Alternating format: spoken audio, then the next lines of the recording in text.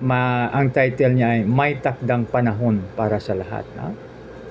So, aking babasahin. Ang lahat sa mundong ito ay may kanya-kanyang panahon. May kanya-kanyang oras. Purihin nawa ang Diyos sa pagbasa ng kayong salita. Tayo manalangin. Panginoon, maraming salamat sa napakagandang araw na ibinigay mo po sa amin sa umaga ito. Maraming salamat, Panginoon, sa pangalan ni Jesus na aming Panginoon tagapagligtas. Lahat pa'y magsabi ng Amen. So, sa muli, isang magandang umaga sa lahat. So, dito mga kaibigan, mayroong tinatawag na panahon para sa lahat.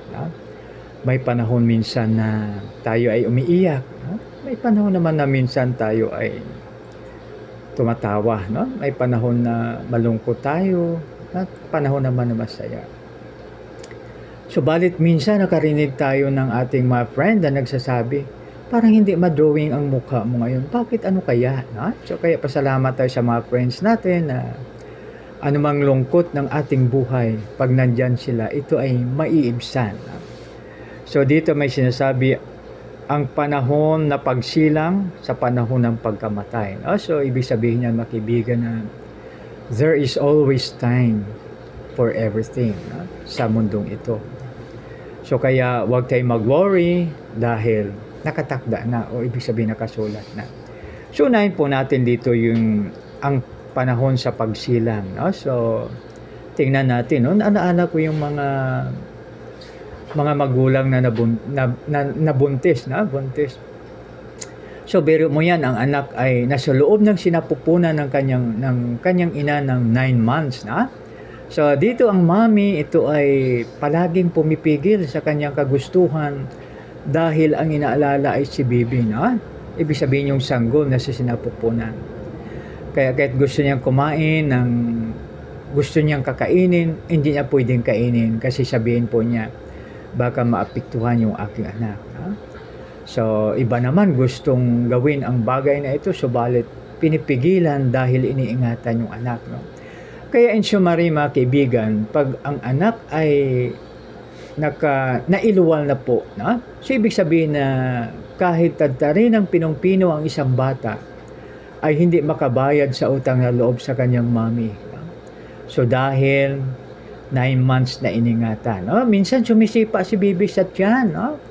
Kaya kinakausap ni mami, anak, ano bang gusto mo? Ba't sumisipa ka ngayon? Yan, di ba?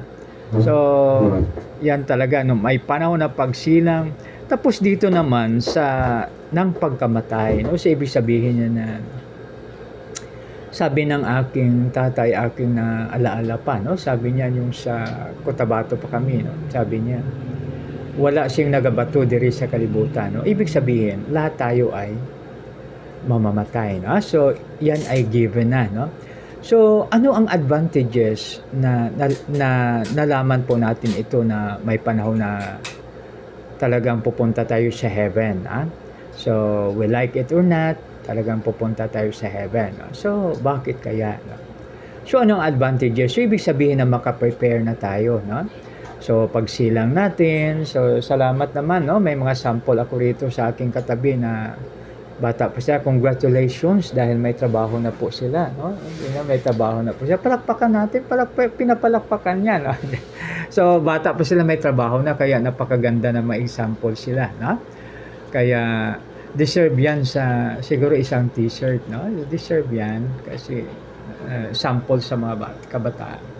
So, ngayon, pag alam na natin na talagang pupunta tayo sa heaven, of course, tayo ay naghanda, Kaya mayroong mga insurance, Mayroong mga life plan, o kaya ano pang mga plans, So, dahil alam na, So, ibig sabihin nakatakda na we like it or not, talagang mangyayari siya. Kaya yun ang advantages, So, kaya isa pa, na dito, dahil alam natin na tayo ay isilang, may panahon na isilang tayo, may panahon din na tayo ay pupunta na sa heaven. So, ibig sabihin na we will multiply our friends, Siyempre, di ba?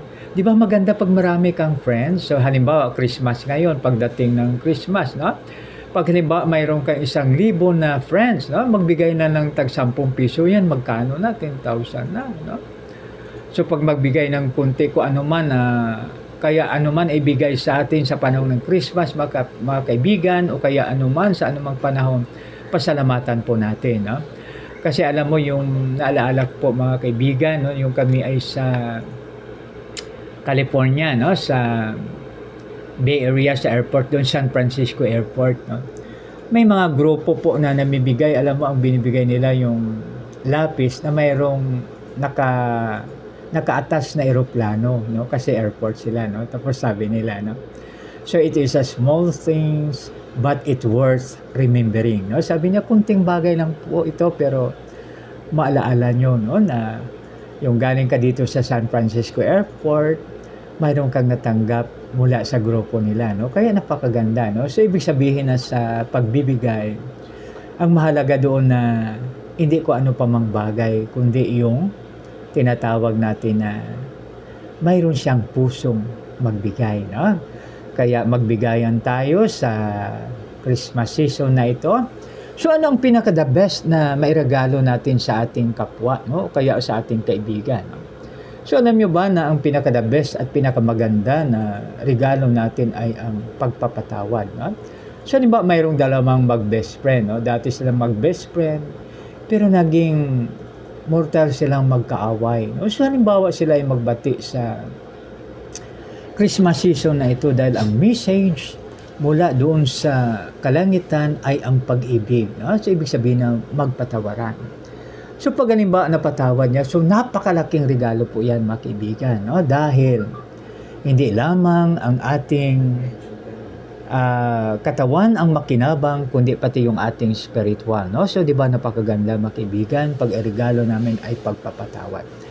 Tapos isa pang maganda nating regalo dahil Christmas ngayon mga kaibigan, ito yung tinatawag natin na unawain natin ang ating kapwa, no? So di ba halimbawa minsan, no, halimbawa doon ka sa flyover, okay, no, sa footbridge halimbawa, nakita mo doon yung pagtingnan mo po yung EDSA halimbawa, no, akala mo walang solusyon dahil sa traffic, no? Subalit makakarating din ang lahat na dumaan doon, no? Kaya mayroong panahon para sa lahat, no? May panahon na medyo dahan-dahan ang takbo ng sasakyan pag ikaw ay nagmamaniho. May panahon din po na malakas, no? So ibig sabihin na mabilis ang pagtakbo ng sasakyan.